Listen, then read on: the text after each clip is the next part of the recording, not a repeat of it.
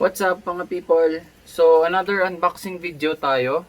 Dumating yung order ko from Lazada.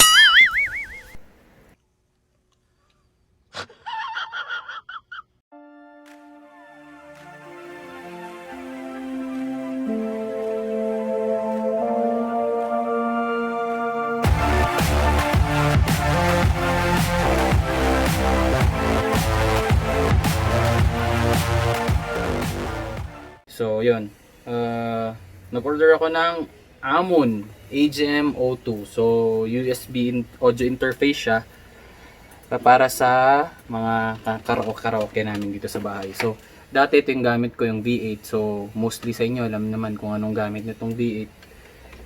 Audio interface din siya para sa mga streamer and mga beginner na katulad ko sa pagre-record ng kung ano-ano. So tignan natin kung ano yung laman. Supposed to be meron siyang kasama na mic. In-order din ako na isang mic, condenser mic. Pero hindi siya dumating na kasama nito. So itetest natin to gamit yung BM800 ko at saka yung dynamic microphone. Tignan natin kung anong pinagkaiba. So try din natin to pag dumating na yung isa pang condenser mic.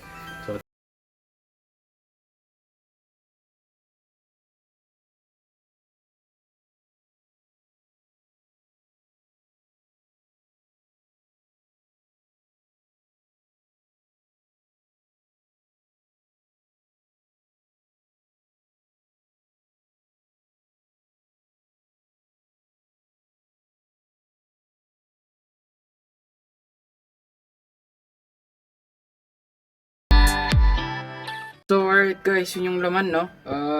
So far mukha siyang, hindi siya mukhang mumurahin. So around 2,000 plus ata to, if I can't remember. Pero yun nga, ang kasama niya yung mismong unit with the USB wire. And meron din siya yung parang rubber things para hindi madulas. So we'll try this, no?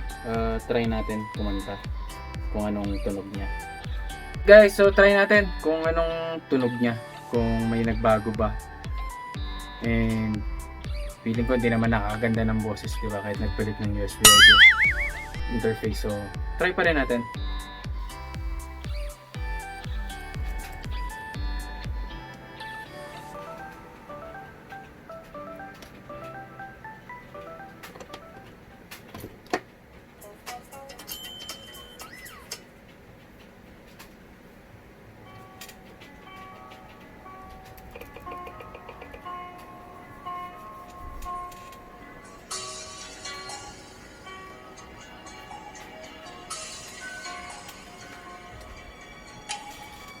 Mula ng aking masilayan, tinataglay mong kagandahan.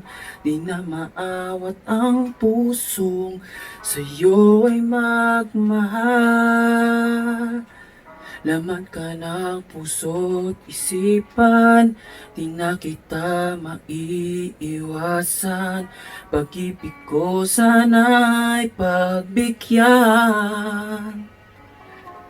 Bakit pa ikaw ang naiisip ko at di na mawala-wala pa?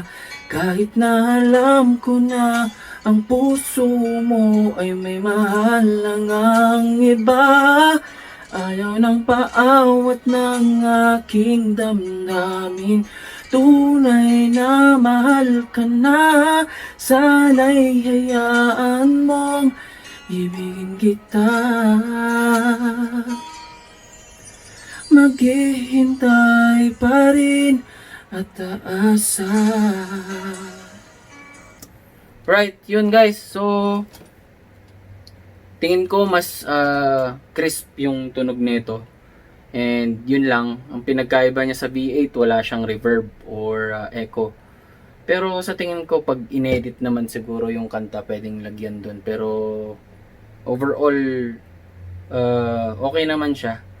Kasi yung V8 sometimes para kang ngongo doon pag lumabas sa input. So tingin ko dito naman sa Amon AGM02 okay naman siya. So i-try naman natin siya pag dumating yung isang condenser mic ko kung anong pinagbago. So yun guys.